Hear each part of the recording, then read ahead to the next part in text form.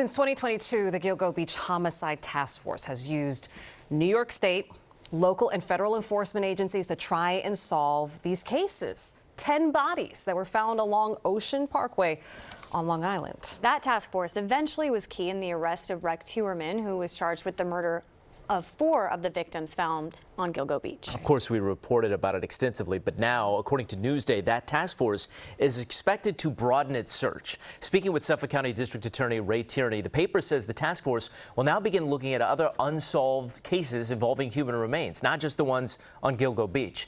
Here with more on exactly what that means, ABC News analyst Bob Boyce. Chief, great to see you as always, and I want to jump right in because there's a lot to get to. If you would, explain what this task force does. And it's a two-part question. Explain what the task force does and then how the resources as part of that task force will maybe be deployed to help some of these other unsolved cases.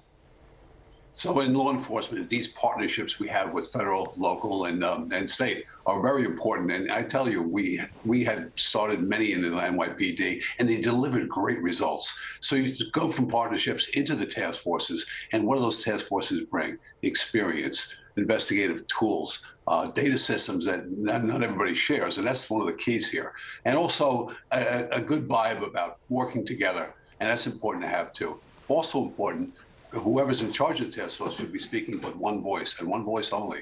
There's confidentiality issues here that have to grow from there.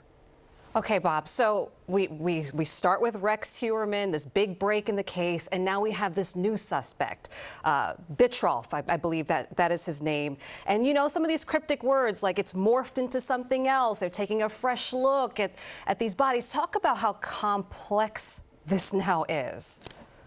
Sure. So when this happened, when the Gilgo 4, the arrests were made on Heuermann, immediately look at the other remains that were found. Those other ladies were found as well. And 2 come to bear almost immediately, Valerie Mack and Jessica Taylor. What's clear about them and what's key about them is the fact that part of their remains were dismembered. And part were found in Manorville, which is far east of that location, and Gilgo Beach. That in itself is a pattern. So I think we're moving on to another pattern right now, and that seems to be the issue. There's another lady involved, Senator Castilla, whose case was never solved. So they're looking at that as Bitroff for that. Bitroff is already in jail for committing 2 murders. Right. Yeah, 50 years to life. He's not getting out. So that's what you're looking at right now. Is he's the new focus of the investigation. And just talk about quickly the connection here, because we're saying there is no connection.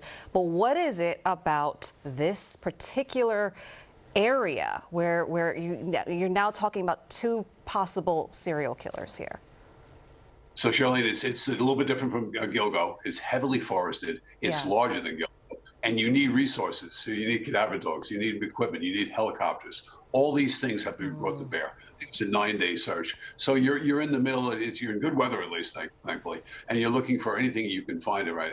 Is there other remains? And also, how many other victims are there that have been reported? That's the scary part of this thing. Just when does this end? It's just not the 10 victims over in Gilgo anymore. Now we're moving into a different area. And that's we're going to have to wait and see what this task force comes up with. Yeah. And so having a task force and expanding that task force allows these departments to have the resources they need to do that?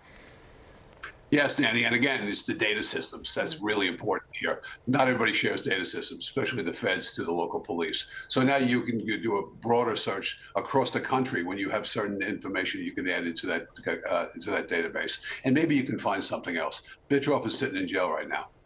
Who did he speak to? Who's he speaking with? Who's visiting him? All those things are important. And you can get corrections department. We've learned from the first Gilgo case what was missed in the initial investigation, what the feds gave them, those 2 boxes, and how they were acting on. So it's important to understand clear leadership and confidentiality. That's what's going forward here. We'll see how it plays out. Chief, always great to get your perspective. We appreciate it as always.